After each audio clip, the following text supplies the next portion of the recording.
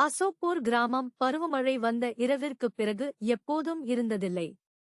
பிரளயம் அழுக்கு மற்றும் அழுக்குகளை மட்டுமல்ல, அதன் குடிமக்களின் அடையாளங்களையும் கழுவியது போல் இருந்தது.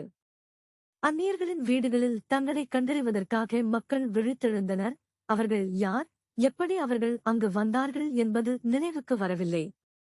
ஒரு காலத்தில் அமைதியான கிராமம் இப்போது குழப்பம் மற்றும் பயத்தின் தளம்.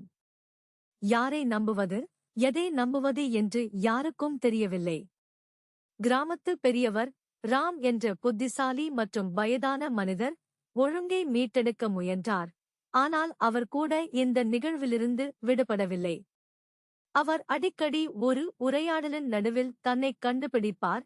அவர் எதைப் பற்றி பேசுகிறார் அல்லது யாரிடம் பேசுகிறார் என்று அவருக்குத் தெரியாது.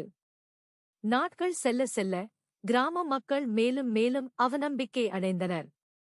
அவர்கள் தங்கள் நினைவுகளை மீட்டெடுக்க தியானம் முதல் சடங்குகள் வரை அனைத்தையும் முயற்சித்தனர். ஆனால் எதுவும் பலனளிக்கவில்லை. கிராமம் வீழ்ச்சியின் விளிம்பில் இருந்தது. அவர்களின் சமூகத்தின் கட்டமைப்பே அவர்களின் கண்களுக்கு முன்பாக அவிழ்ந்து கொண்டிருப்பது போல் தோன்றியது.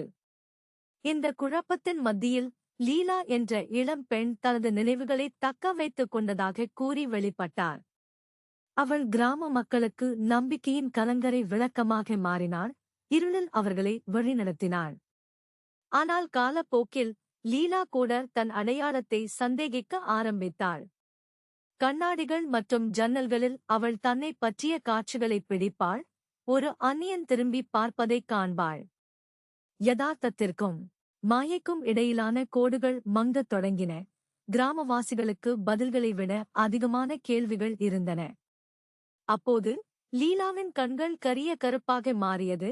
அவள் கிசுகிசுத்தாள். நான் இந்த கிராமத்தைச் சேர்ந்தவன் அல்ல. நான் இந்த உலகத்தைச் சேர்ந்தவன் அல்ல.